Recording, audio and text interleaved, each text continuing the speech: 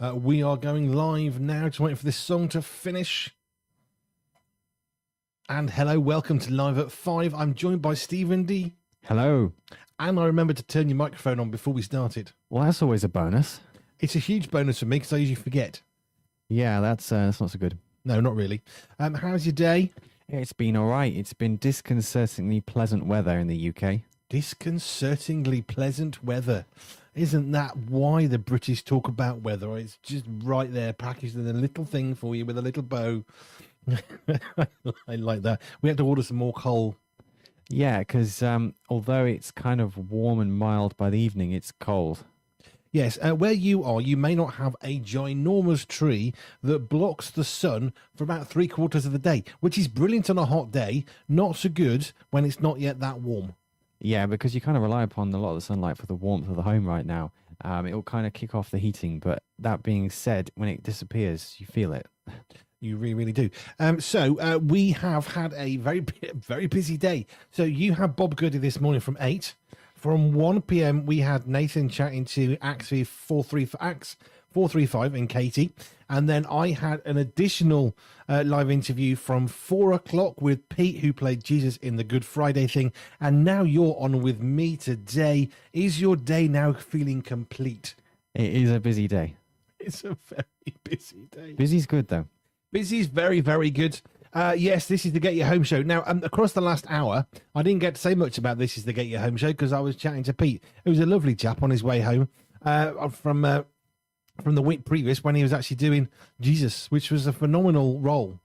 I loved meeting some of the cast. Didn't get to chat to him last week, so when I was asked, "Do you want to chat with him?" Yes, please, because I couldn't get to him.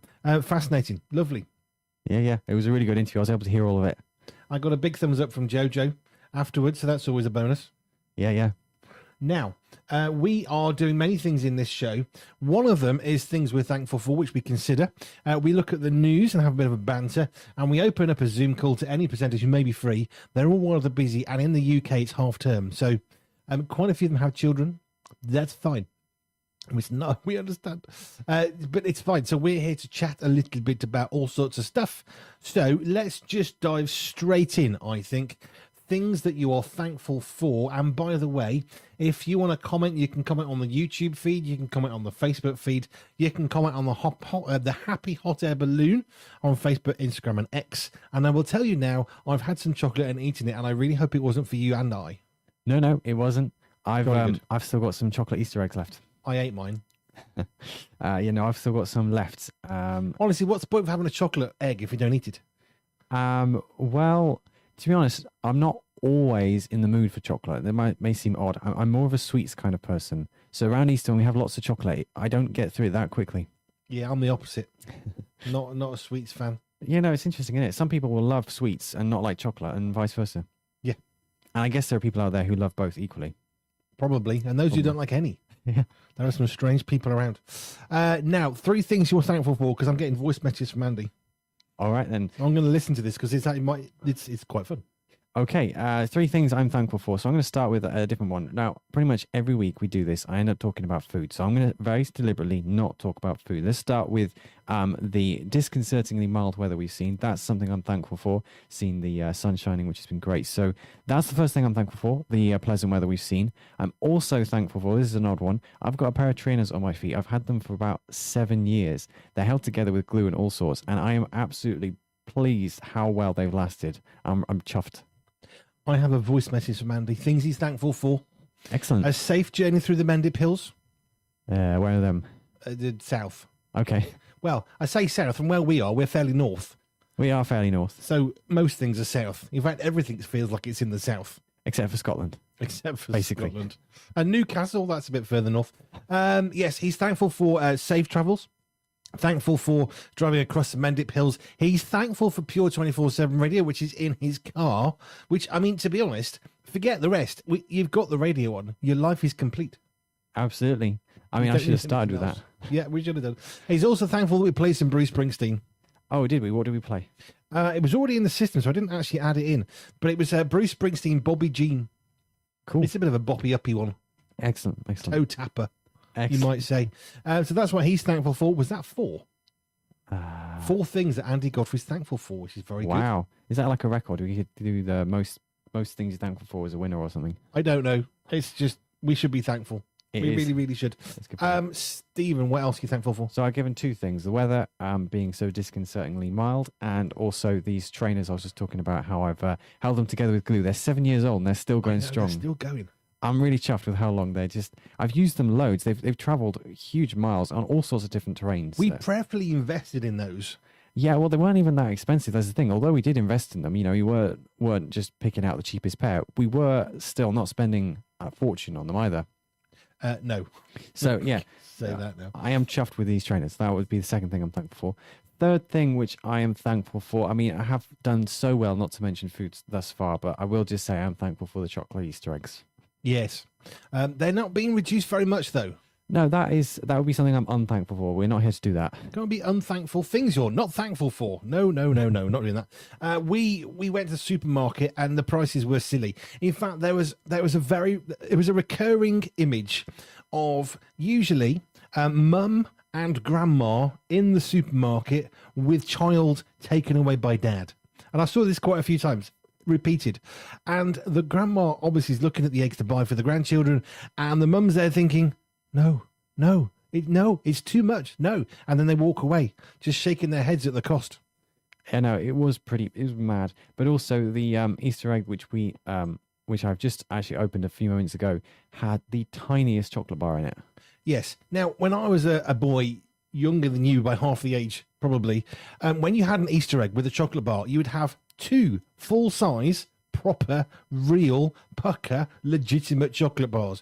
It's not even as big as a fun size, which is, a little bag you get like different assortments, and there's lots of manufacturers who do this, all right? But you get little tiny chocolate bars, fun ones.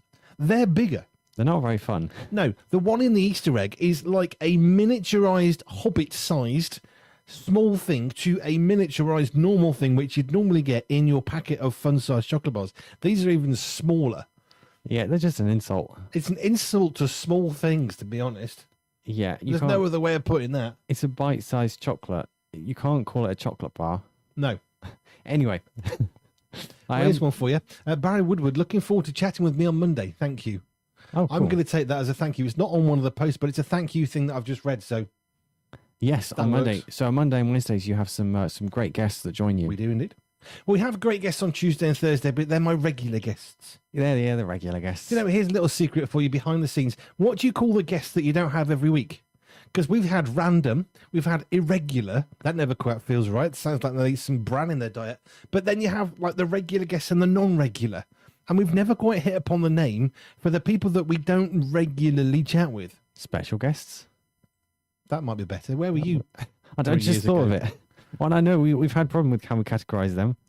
Yeah, well... Special guests, that makes more sense. Special guest. Which makes Arnold, Jackson and Richard Scott unspecial. They're regulars. They're like part of the furniture. They are. They're part of the family, to be honest. Richard's back, by the way, next Tuesday. Yes, excellent. Looking forward to that. Which will be good. I don't even know if I've got to things I'm thankful for, because I saw one from Barry Woodward. I'm not sure you have yet. I've given things I'm thankful for. No, but Barry will be with me on Monday from 5 o'clock to chat about his life, his work, his faith, what he's doing today. That's coming up on Monday from 5 next week. So that's one thing. Yep. I thought you were going to... You look like you were poised. No poised. No poisoning. No poisonous. No, that's fine. Things I'm thankful for. Joe sacrificing some of her chocolate. Cool. That's a very good thing. She brought 2 cups of tea, and I thought, ooh, there's a bowl of something, and it doesn't look like raisins, which I sometimes have. It looks more exciting than that. Not even chocolate-covered raisins. No, it's raisinless chocolate. That's even better. Which is always better. And a cup of tea in a Pure 247 Radio mug.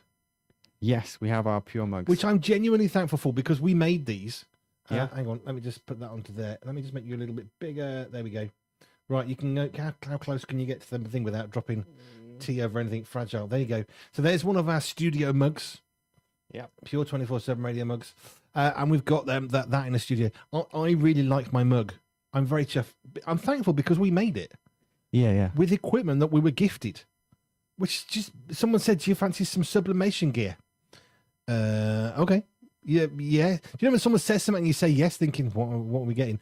So I actually Googled sublimation because I didn't know what it was. But sublimation is it's basically these mugs. You get a mug, you get a special printout, not paper, not like A4. Well, actually, they are A4 paper, but it's not normal A4 paper. You print backwards, you stick it onto the mug. You use a heat press. We've got a special heat press for the mug. Do you know how one of them, it's a twin heat press thing, right? So you've got two mugs you can put in at the same time. And one of them didn't work, and we discovered why. Yeah, I remember this. Yeah, it wasn't plugged in. Smallest thing. It looked plugged in, but it wasn't. Not fully. That's always the danger. When something is not quite plugged in. No, but it looked like it was, you see. That's the thing. So that's, what am I thankful for? That we've just ordered some T-shirts and my first ever gang sheet. Now, I haven't joined a gang. I'm not wearing a cloth on my head. A gang sheet is a specifically sized piece of printing, effectively. And if you're making T-shirts, which we can do because we have a sublimation heat press, you can then create a T-shirt with a graphic on it. So this one, if you look at the video, that is sublimation printing, not by us. We bought these in, but we've now worked out how to do the graphic bit on a T-shirt. It's quite specialized. We've found a company that we buy a gang sheet from. You have lots of these on the sheet. They print it out, send it to us in a very special box. It's very exciting. And it arrived today. And I'm going to have an extra thankful thing in a moment. But it now means that over the weekend or Monday or whatever, we can now generate T-shirts for Pure Men's Mag. Excellent. Which is super exciting because the T-shirts arrived a day early. But here's the thing. So I ordered the gang press, and when I ordered it, it said you've got to be in with your order before 1:30 for next day delivery. That's great. I don't want next day delivery. 10-day delivery was cheapest. That's fine. We'll get that. So I ordered 10-day delivery. I even got an email from them saying, just so you know, we can't do next day printing because your order came in at 3:30 this afternoon. So we can't help you with next day printing. That's fine. Not selected that because it costs more. 10 days, absolutely fine. Yeah, so they arrived this morning. I ordered yesterday at 3:30. That's quite impressive. It is. And I must say, the delivery driver was actually really friendly. Was he? Yeah, you don't often get that with delivery drivers these days. No, there are some companies that are less helpful than others. Mm-hmm. And it would appear that where you live is important because I was talking about a particular company who I thought were unbelievably good. And someone said, oh, no, I hate them. They're terrible where we are. The driver's horrible. He's always rude and dropping things. And it honestly, it doesn't seem to have anything to do with the company, just the person. Down to the individual. So, yeah, there's a friendly delivery driver for that one this morning. Yes, very good. The other one that said delivered, handed to resident, I don't think so. There were 4 of us in the office next to the door, which was not knocked. The doorbell was not rung, and I had an email saying, we've just had a delivery. So we ran out and the van had already gone. Yep. So I'm thankful that it wasn't raining. Otherwise, that delivery thing would have been ruined. But hey-ho. Yeah. It's all fine. So yeah, it's been a good day. It has been a good day today, I've got to be honest. Busy day. I don't mind busy. Working on the magazines, because there's 2 of them now. Plural. Where are we? 10th of April. So today is the date. That's the deadline for all the adverts or articles that the columnists write. They all have to be in today, basically, and then we can get them into the magazines. It's very exciting. Mm-hmm. And I know there are a few people working on them now. Yes. Because they told me, I'm on it. I'm doing it. I am on it too as well. Have you not sent yours yet? No, it's nearly finished. My word. It's not going to travel far. No, I mean, it's going to, well, actually, arguably, technically it will. It'll travel up to servers all the way around the world, practically. Yeah. I mean, even though it's literally going to a computer right next to each other. Yeah, well, my monitor touches your monitor, mostly. Yeah. But it's still got a long journey. But it's still got a long journey because I don't know the exact system, but it's got to go through the Wi-Fi router and it's got to go through some kind of server somewhere, and there might even be a satellite involved. Do you know what amazes me is we run a technologically advanced radio station. It's digital, and you don't know how that works, and nor do I, so I'm not going to speak. Right, let's look at some news then. If you want to let them know what you're thankful for, you can email that. hello@pure247radio.org. hello@pure247radio.org. You can WhatsApp them. The link for that is at the bottom of the website, or even better, everyone likes this, you can use the message function in the app, which sends an email for you from the app to my computer. Yeah. Very cool. Jojo's been in touch. Loving the banter from the bearded blokes. Yep. We do have beards. You can check out the video if you're not sure. I am thankful for the interview with the actor who played Jesus. So interesting to hear the actor's view.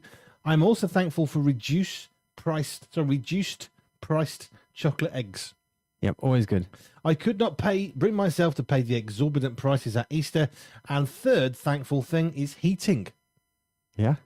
It may be sunny and warm during the day, but boy, the temperature drops in the evenings. Yes, it really does. It does, yeah. It gets very, very cold here. So we're very grateful for heating, because otherwise it's not very much fun. We do have heating, by the way. It works fine.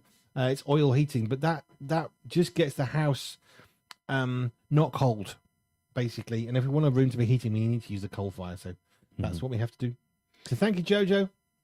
Yeah. So you wanted some news stories? We can do some news stories. This is one that's been in the news for quite a while now.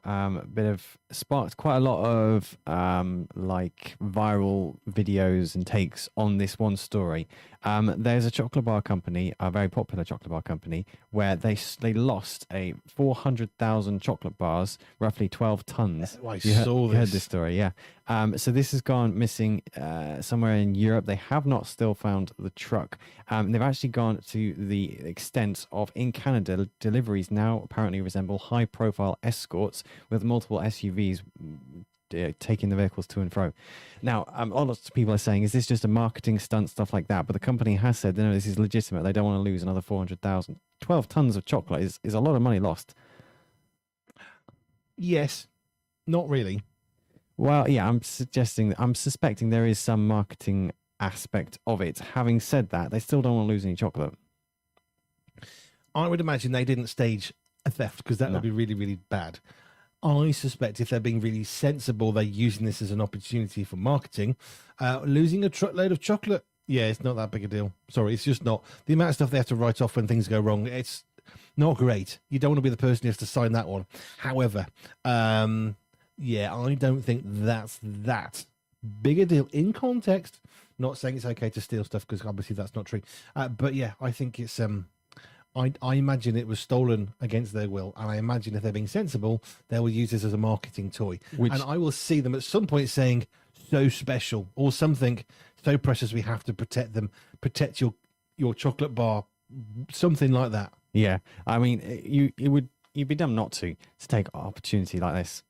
I'm not going to make any references to any names. However, there was a particular situation where two individuals were caught doing something they should not have done at a particular concert of a particular band, and the one of the agencies involved to try and salvage something got former wife of one of band members' relationships, and they were then the spokesperson. Now, I'm being about as guarded as I can be with something that's about as obvious as a chocolate fire guard, but it was fascinating to see they actually maximised that one for publicity. Yeah, I mean, it is possible. Things go wrong in life, things that aren't anyone's fault, and things that are caused by people doing something stupid. And, you know, if you can market your product better because of it, why not? Well, there is a thing that says no news is... No, what is it? There's no such thing as bad press. I would beg to differ. If you look around the world today, there are plenty of situations where bad press really is not good. Yeah. Okay? But why would you want to chase something bad? Chase the good. It's much easier. It's cheaper. It's less stressful. Let's be honest. Right. What else you got? And what are your thoughts on that one? My thoughts. So, I mean, this is one of those things. They still haven't found the truck. I would assume it can't be that hard to find, but apparently someone did a very good job of stealing it. Not that hard to hide a truck. Isn't it? Well, surely they have something on there. Usually track them or something. Well, yes. However, let's just imagine it has got a tracking device. They can be disabled. Yeah, that's true. If it's not disabled, it can be driven under a mountain so no one will see it anyway, because those little tracker things, they still need to see the sky. Mm-hmm. So you've only got to stick it under a bit of lead, and that's it. It don't work. Yeah. So there's this big story in the news this past week. That's lots of people obviously taking the mick out of it. Yeah. Yeah. Yes. Now I saw that story and thought, that's a challenge. Yeah. So got another interesting story here. This is a bit of this will sort of bend your mind trying to figure out what's what here. So this doesn't happen very often, but a baby was born mid-flight on a plane, and so this presents the question of what's the citizenship of that baby? Ooh, I actually know the law on this. Oh, do you? Yes, it's dual citizenship. You instantly get that?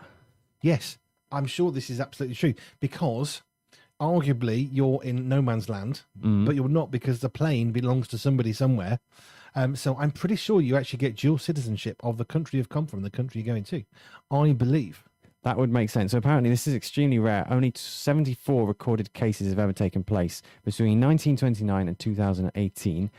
This particular flight, woman was giving birth on board a Caribbean Airlines. It was heading to New York, presumably from the Caribbean. Don't know exactly which part of the Caribbean, but so yeah, that was the flight being taken. And apparently it's raising lots of questions about the baby citizenship. Now, I presume someone's figured it out, obviously legally, but I don't know the answer just yet. Well, according to this, generally speaking, you probably would inherit your parents' nationality. That makes sense. That would make some sense. However, it's not that clear-cut, and I actually genuinely thought that it was the country you've come from, the country you're going to, you get dual citizenship. Either way, I think that child should have free air travel for life, because that's kind of special. They were born in the air. They should be allowed to just go on a plane anytime they want. Yep. Yeah, because aircraft belong to a nationality of some sort. Like British Airways, obviously, you would assume hasn't been sold off yet, or has it? Probably. Who knows? They seem to sell everything off. It's been like Ford and Bentley, not English. Sorry. Ford obviously is American, but yeah. So you've got planes that belong to a nation. So you've got a nation state. So it'll be the plane of such and such a country. But not every country you get citizenship from being born there. There are some countries that wouldn't allow that. Probably. I'm pretty sure that's true in some countries. So you don't instantly get citizenship just for being born in that particular country if you're not, if your parents aren't already a citizen or something. I don't know the exact law. It will change. If you're born on a US registered aircraft, it makes no difference whatsoever. You are not a US citizen. So it's down to the countries that unless if you're outside of airspace for the US, you don't become a US citizen apparently. So each country will have different rules, which means with each and every one of these cases, all 74 of them in the last 100 years, they'll have to treat differently. There are reasons why pregnant women are not supposed to fly. I would imagine this has to be one of those reasons. I'm sure it's to do with safety of the child and the mother and all that sort of stuff. But I also wonder, is it because people are just thinking, but we don't know what to do if the baby happens? I mean, yeah, the headache, the paperwork. It's always the paperwork. There's always an easier way. Don't get on the plane if you're about 8.5 months pregnant. But of course, you've got women who don't know they're pregnant. It's fairly rare, but that happens. Yeah. People who think they're pregnant much less than they are. Again, that happens because it can be quite confusing. Yeah, you've got sort of hidden, almost like a hidden pregnancy. Yeah, what's the name for that? A hidden pregnancy. No, there's a technical term, isn't there? A hidden pregnancy. Is that really what it's called? I don't know. I'm making it up. Oh, okay. I'm not a doctor. We know exactly what you mean. I think there was a case of someone had that in Canada when they were on holiday from the UK. I'm pretty sure that was correct. And so they had a quandary because they didn't have a passport for this baby because they didn't know he was going to be born. Oh, interesting. So getting back home to the UK was a challenge. They were obviously able to figure it out because people were helpful. But yeah, that was a... Yes, where's the passport for your baby? Well, it didn't have one because it wasn't here. But of course, the baby's alive. Birth at conception. Sorry, it's alive from conception. So it's already 9 months old before it's been born into the world. So I suppose technically you could say the baby should have a passport at conception because now it's a real person. That would make more logical sense. Then you wouldn't have any problem when you go get, if that happens. No, I think so. That would be logical. That might be the solution. But that being said, it's only happened 74 times. It's very, very rare. Well, I mean, it would seem like maybe a bit overkill for a very specific and rare scenario. But that being said, it would make for a lot less paperwork in those cases. A lot less paperwork. What else we got? Okay. Oh, so teacher combating use of AI from students gives them all typewriters. Ooh. Yeah, this is interesting. So this is at a university.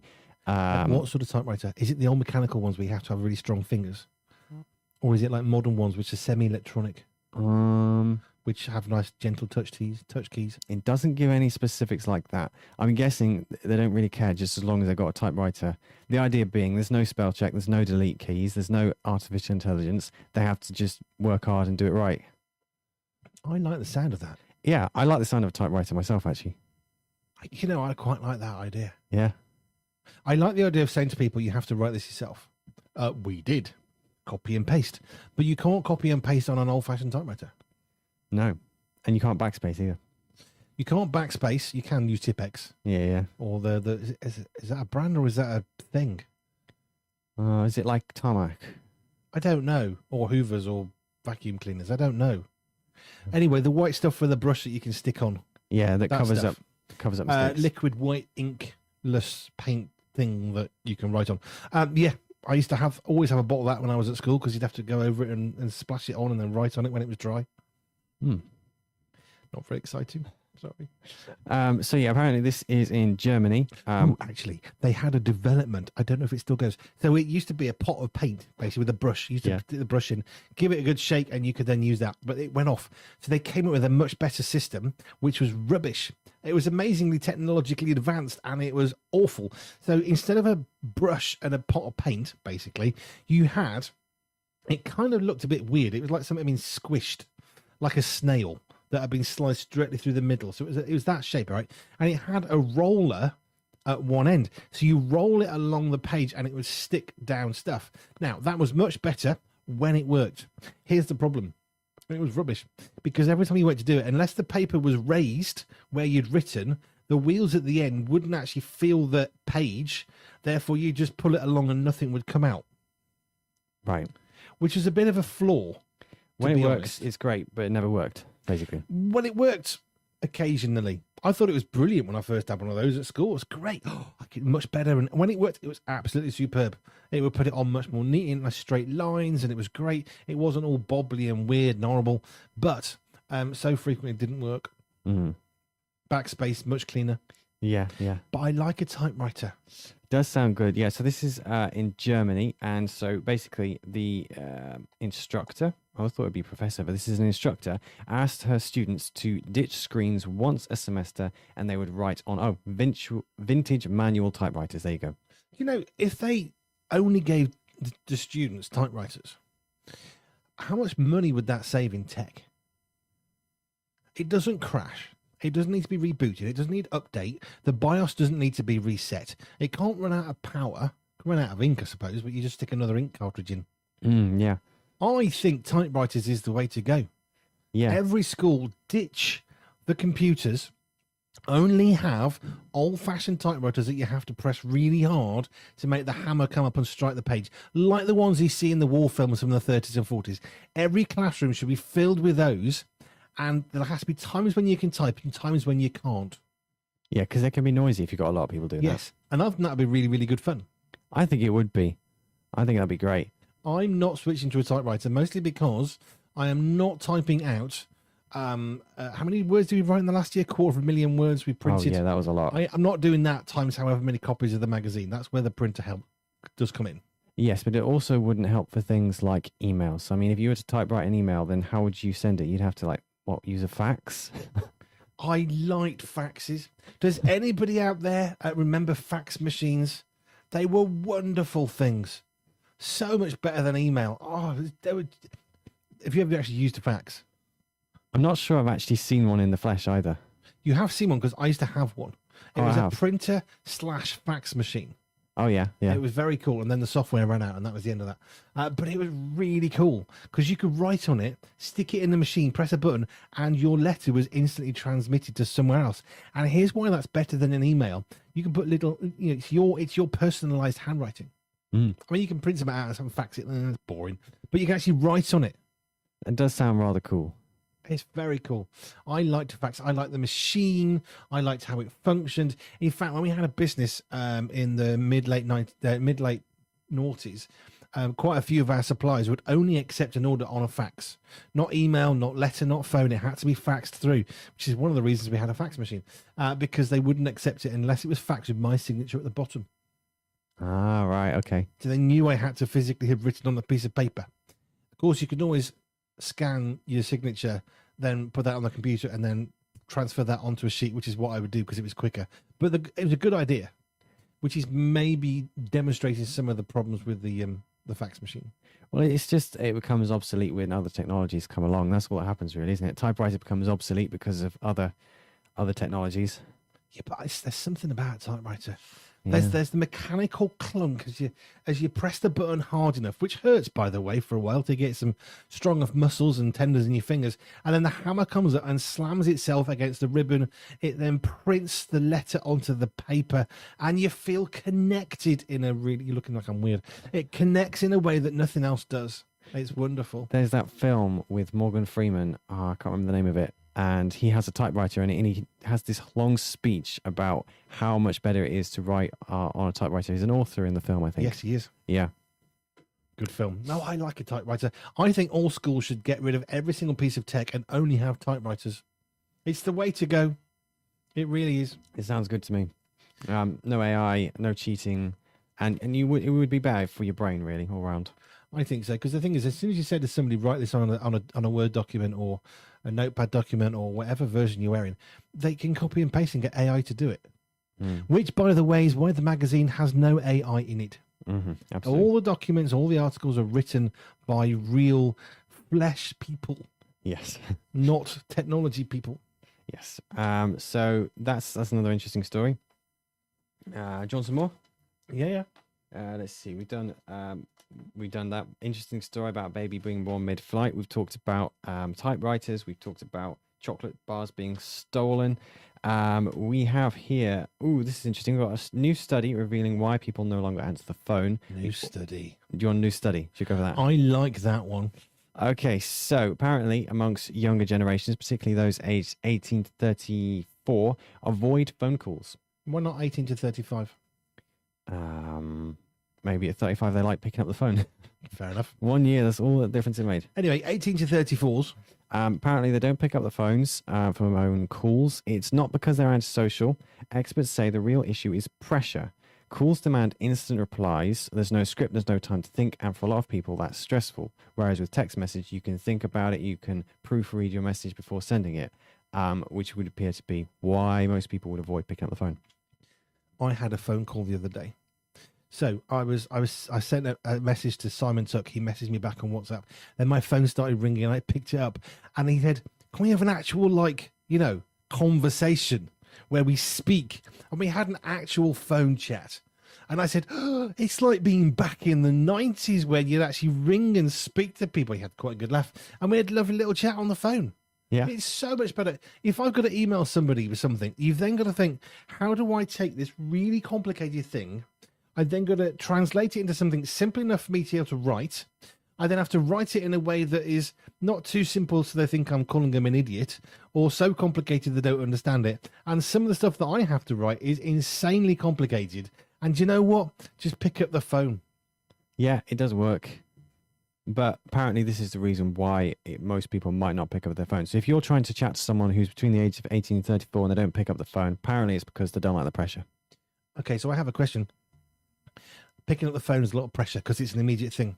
When that pop goes on your phone, do you sit there and think, no, I'll wait. I will get there when I get there? No. You're thinking, what was it? Was it important? What was it? I can wait. That's the problem with the text messaging system. It's actually much more stressful than picking up a phone. Yeah, that can often be the case. To avoid stress, we end up with a more stressful solution. It's far more stressful to have a notification on your phone for social media or an email or a direct message or what have you. I don't answer direct messages on social media. A couple of reasons. One, use the email. hello@pure247radio.org. I get the odd message through and I just ignore them. I ain't got time to read them. It's too complicated. I got enough communication ways coming in, so I cut it off that way. And maybe that's a bit rude. Don't really care. It's just easier because, to be honest, I've got so many ways of people getting hold of me. It's nice to limit it somewhere. Yes, there are a few million different ways you can communicate with someone nowadays, isn't there? Yes, you can even get hold of me via app. This is the thing. Why do I want people to message me on Facebook or Instagram? I get loads of them. I ain't got time. Yeah. No. Do you not know I'm actually responsible for like 18 different social media accounts? No, there's enough going on in my life. But yeah, it's sorry, if you're between the ages of 18 to 34, you're wrong. You need to pick up your phone. It's much less stressful. Well, there's another aspect here. Apparently, people associate ringing phones with bad news. Well, that's bizarre. I suppose if people are more likely to text and then they're more likely to pick up the phone if something bad happens, anytime someone does ring on the phone, you might assume it's something bad. Yeah, but so what they're saying is they've never ever had a bad communication through an email or a comment war on Facebook or something. No, I mean like bad news, like someone's passed away or something like that. Yeah, I suppose you wouldn't necessarily text it, but you might have to. You might. You're probably less likely to. You're more likely to either find them in person or if you have to pick up the phone rather than text it, aren't you? So that might be why people associate it that way. I have had more bad news delivered. Not that I don't have that much, but I've had more bad news delivered by any other method than the telephone call than a telephone call, and I'm nearly 50. So some people associate that, but yeah. Some people are just wrong. It's just the way it is. I just don't worry about it. The third aspect is people wanting to control the conversation. When it's on text, they feel they have more control. No. That doesn't sound good, does it? Not really. If your issue is about controlling, that's called narcissism, by the way. That's not a good thing. No, You don't want to be feeding that one. So that's interesting. People not wanting to pick up the phone. Get on the phone, have a conversation. It's much easier. You can understand the feel of the person. Emails, sometimes I've had to have emails with people like, I haven't got time, so I just email it. There's no choice, but it's still, I think, always better to actually have a personal phone call. Not always feasible. Sometimes you've just got to get on with what you got to do. It's like, yeah, here you go, have an email. But I always prefer phone calls if and when it's possible, but it's not always possible. No, it's not always. Okay, do we have time for another story? I think we do. So this is interesting. Office air. Apparently, it might be ruining people, or not ruining people's health, but maybe damaging to their health. Basically, people are going into the office looking healthy, looking vibrant, ready for the day, and then by the end of the day, they're looking a bit rough. And the theory is that the air in most offices is not so healthy. It's got nothing to do with the strain of all those digital communications. I was just thinking that Coming very back same off thing. the last news story. Yeah, could it not be that they're going to work getting stressed, and that might be why they're looking rough? Put some controls in your life, not over other people, but over your own self. Yeah. Put some barriers up to protect yourself. For your mental health, you go for a walk, okay? To go for a walk, you have to plan to go for a walk. You have to put a coat on in the winter, suntan lotion in the summer, take a bottle, maybe a camera. If you want to take some photos of the birds and the bees out there, we have beautiful birds where we live. It's gorgeous. And hares and deer and little Bambis bouncing along. But you intentionally do that. And a lot of the stress I think that we see in the world today is because people are not being intentional. I think it's that simple. Yeah. It's just happening to them, and they're not trying to take control of their own life. Don't try and take control of other people's lives. Just don't. Narcissism, not good. But it's good to actually have some deliberate effort to do stuff. It does matter. Yeah, being more deliberate, more intentional in everyday life. So that might be why people are looking a bit rough by the end of the working day. I would say so. Right, we're going to get to some music in a moment, but let's do 3 things we are thankful for before we move on. So, what are 3 things you're thankful for? And by the way, have you noticed not a single tangent? Have you observed what's lacking? Interesting, yes. What's lacking is there's no Andy Brown on WhatsApp and there's no Dan Rouse on WhatsApp, and therefore we've had not a single tangent. This is a repeatable science, isn't it? I think this is absolutely observable That's evidence. the one. Observable. Because ultimately we have stayed on target and on focus and everything. And there are 2 people absent from my phone WhatsApp feed at the moment. Yes. That's all I'm going to say on that one. You can draw your own conclusion. But Andy Brown and Dan Rouse are not on my phone and WhatsApp, and we are not having any tangents. Interesting, isn't it? So I'm just saying. Okay. Draw your own conclusions. Wanted to do 3 ththings we're thankful for. 3 things we're thankful for. I'm thankful for this cup of tea right here. This mint tea. I'm thankful for my cup of tea, but I had that earlier, so because it's the mug thing. I'm thankful for chatting to Pete, who played Jesus in the play last week. That was a really good interview, yeah. Thank you. Joe said it was really, really good. So, one of my best, she said.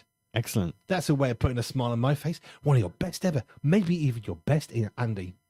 Excellent. Which isn't bad, actually, because I got an email from Cova, who are the people that represent Wintershall. Do you fancy an interview at this time? Can't do that. How about this time? Yeah, that was this morning. So about 8 o'clock this morning, we're then getting it all set up for a live interview for this afternoon. It was difficult. It was a challenge, but we like these challenges and we're flexible and we got it done. Some of the last minute interviews are some of the best. They are really good. When you just sort of, it's that energy, I guess, of quick, When it was, Peter was coming out of the studio. Okay, get out of the way, put the lights on, get it sorted, get the Zoom set up, get the mic switch over the account on the broadcast and all that stuff, and it was good. Yeah. So is that one each now? I've lost track. Yes, that's one each. Okay, give me another thing you're thankful for. Another thing I'm thankful for. I'm thankful for a packet of crisps earlier on today. It was 25 pence for my favourite. These crisps that are shaped like teddy bears. I have a question. Where did you get your crisps from? I didn't. They were bought for me because I like this particular brand of crisps and they were reduced. Fine, fair enough. Things I'm thankful for. We got some magazines in the post. Had an order came in last night. Managed to get that out today. Jojo went to the post office and dropped them off. And I'm now using Royal Mail Online to buy my postage because it's a bit cheaper. It's funny, isn't it? You'd think it'd be cheaper to go in person, but actually sometimes it's cheaper online. Yeah, so it's cheaper. So we save money on the stamps. We then go into the post office, hand it to the same person I'd bought it from. Proof of postage, please. Then I have to put all the address details in. Give me a sticky label. The only difference is I'm not paying them, and because I'm not paying them, I'm paying the website. It's cheaper. The only difference. It's funny, isn't it? It is. It's hilarious. Go on, give me another one. Crisps, tea. One more thing I'm thankful for. I'm thankful for what's looking like a rather restful weekend ahead of me.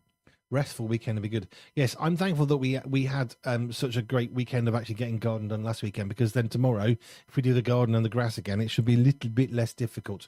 What am I thankful for? Do you know, there's just so many things. I'm actually genuinely struggling to think of which one I'm going to try and pick up. I'm thankful for a sublimation heating press, T-shirts and a gang sheet with which to combine and make our first Pure Men's Mag T-shirts. So I've got my editor one for Pure Media the magazine, and I'll have my editor one for Pure Men's Mag. So I'll have a T-shirt for each magazine and for the radio. I'm very excited about that. Cool. Which is awesome. Is that 3 each now? Think so. Excellent. I've got some tunes which I've put in. I was going to play that one next. That seems appropriate. Should I dumb that one and put a song in? Yeah, I think so. I think so. Do you know what I can do? I'm going to put a piece of music in because that's really cool. Well, that's good as well. If I get rid of that one, I just need to find a song. Hang on. Just talk amongst yourselves. When are you next on air? I'll be on air Sunday evening, 6 to 8 with the Endurance Show. We'll be joined by Matt Dick to talk about sports after 7 o'clock. Apparently, it is a bumper weekend of sports, so we'll be chatting about that after 7 o'clock. I've got a song. I just need to make a quick little thing there. Thank you for joining me, Stephen. We're going to go to this music now. Thank you to our Facebook and YouTube. You can come back to the radio now. Absolutely. We don't need to tell you that. You should. No, just don't go away.